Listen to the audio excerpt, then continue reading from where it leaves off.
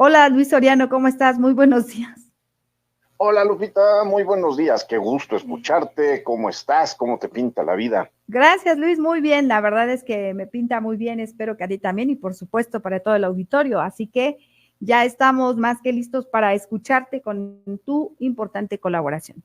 Gracias Lupita. Fíjate que este próximo jueves, este 24 de octubre, se marca el aniversario de lo que es el Día de las Naciones Unidas y creo que parece que sería importante que platicáramos de esto. ¿Te parece bien? Adelante, por supuesto, un tema muy importante. Mira, fíjate que como te mencionaba, el 24 de octubre marca el aniversario del día en que entró en vigor la Carta de las Naciones Unidas en 1975.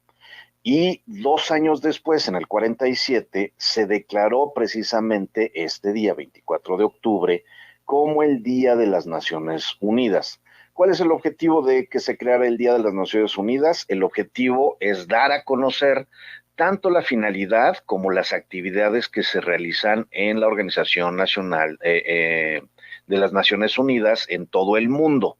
Eh, ¿Cuál es el tema? Para el año de 1945, la ONU contaba con 51 países miembros, o sea, cuando se firma la carta y se crea todo esto.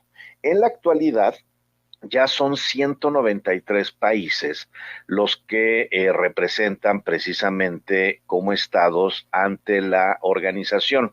O sea, han subido muchos. Pero hay una sorpresa que creo que muy poca gente sabe, y que es el Estado Vaticano como el país que se ha negado a firmar, y su argumento es ser un país con estatus de observador permanente. Imagínate el Estado Vaticano, que tanto representa para muchísimos fieles, es el Estado o el país que se ha negado a firmar esta carta. Es como que increíble, ¿no? Efectivamente, porque estamos hablando pues de un lugar que supuestamente promueve la paz y la seguridad y justo es lo que está realizando pues esta Organización de las Naciones Unidas. Sí, es bien, bien delicado, y pues ellos se autoasumen en un estatus de observador permanente de la ONU, pero pues no están obligados a hacer nada, no están obligados a comprometerse a todo lo que se va pactando. En las asambleas, que precisamente los países miembros lo que hacen una vez la organización que se tiene es que se reúnen todos en asambleas para tomar decisiones de diversos temas. ¿Qué temas son los que se toman en asamblea en la ONU? Los temas fundamentales es paz y seguridad, que es precisamente lo que mencionabas, desarrollo sostenible, cambio climático, desarme, derechos humanos, emergencias humanitarias, terrorismo, igualdad de género, salud, producción de alimentos, gobernanza, entre muchas más, ¿no? Pero, ¿qué es la Carta de las Naciones Unidas, Lupita? Mira, en la Carta de las Naciones Unidas es un tratado internacional que, como lo mencionamos, se firmó en 1945 Uh y -huh. que sirvió para fundar a la ONU.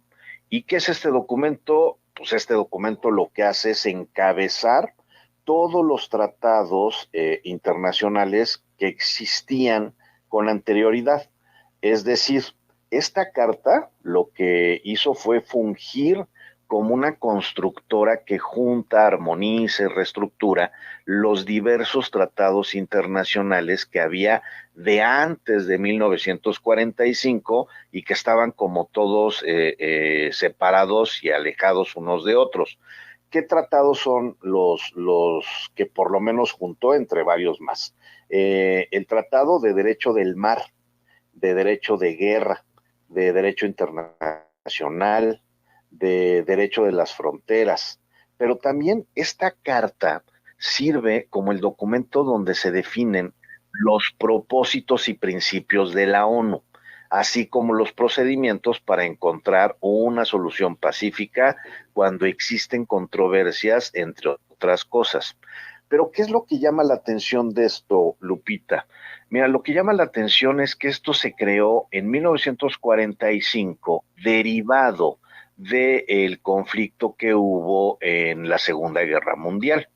Como recordaremos, la Segunda Guerra Mundial surge y se da en situaciones muy complejas y lamentables, donde se violenta sistemáticamente a la persona y se causa muchísimo daño, y bueno, ahí están todas las historias tristes que existen con el tema de cualquier persona que era diferente al perfil idóneo de lo que el nazismo decía. ¿Y qué es lo que se provoca? Pues se provoca todo este tipo de acciones y mecanismos que lo que buscan es que entre todos los países se puedan juntar y evitar esas catástrofes que surgían. Pero eso pasó en 1945, Lupita. La pregunta es, ¿realmente sigue funcionando esta estructura del pasado en una realidad totalmente diferente a lo que hoy está funcionando? Y nos los tenemos que preguntar porque a lo mejor la alternativa de refundar una estructura donde se junten todos los países y en donde se genere a través de estrategias diferentes, tal vez sería importante repensar. Y un ejemplo muy claro, más bien dos ejemplos muy claros, es cómo la ONU está atendiendo el fenómeno de la Franja de Gaza y cómo la ONU está atendiendo el caso de Croacia, ¿no? Son dos casos totalmente similares en el tema de un país más grande, con mayor poder, invade a uno inferior, en donde existen condiciones de desigualdad muy grandes, pero la ONU a Rusia lo atacan y al país que está siendo afectado lo benefician con armamento, con alimentación, existen quejas internacionales, etcétera. Pero cuando se trata de un país de los consentidos de los poderosos a nivel internacional, que es Israel, lo que pasa con Gaza es invisibilizar, provocar inclusive situaciones muy delicadas contra la misma población en el concierto internacional cuando se habla de la Franja de Gaza. Entonces, es repensar si esto que está pasando en la actualidad es algo que se debe de tomar en cuenta para cambiar lo que es la ONU o no. ¿O tú qué opinas? La verdad es que me parece que es un tema bastante importante y delicado porque entonces yo también me preguntaría cuál es el reto que tiene actualmente pues esta organización de las Naciones Unidas, tomando en cuenta que muchas cosas no se han aplicado. Entonces yo te preguntaría, Luis, ¿cuál sería el reto que tiene ahorita? Mira, uno de los principales retos es precisamente la paz mundial objetivamente vista. Es cómo construir los procesos necesarios para prevenir la violencia que se está desatando y que se desata en muchas regiones del mundo, a razón de la pobreza, del pensamiento ideológico, de la discriminación, etcétera, pero además también cuáles son los mecanismos que están buscando para implementar en la realidad en la que estamos hoy. El terrorismo internacional a través del Internet, a través de la comunicación, estas nuevas redes de interlocución que existen entre todo el mundo, los avances tecnológicos. Y entonces surge el 11 de septiembre, más o menos entre el 11 y el 22 de septiembre de este año, surge el Pacto por el Futuro, Lupita.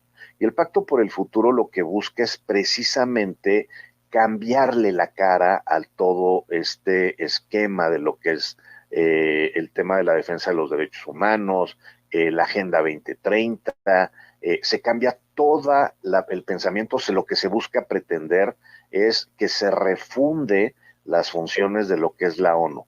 Acá la pregunta sería, ¿le va a alcanzar a la ONU con todos los vicios que la misma naturaleza del tiempo va generando o va a pasar lo que al parecer es la ruta a seguir? Que países como China, como Rusia, como Brasil, como África, como la India, van a empezar a construir una nueva realidad internacional frente a una realidad que existe a nivel internacional, que era dominada por los Estados Unidos. Es un tema sumamente delicado porque nos va a afectar directamente a nosotros, los mexicanos, por el país en el que donde estamos ubicados y también el concierto internacional que representamos México dentro del concierto internacional. Así es, Luis, pues un tema bastante delicado y los retos que tiene que enfrentar la ONU principalmente en la actualidad. Así es, sí es un tema complejo, pero pues hay que estar pendientes y hay que sumar como país miembro de la ONU a procesos armónicos de construcción de procesos de paz. Perfecto, pues muchísimas gracias, Luis, por tu colaboración de este martes.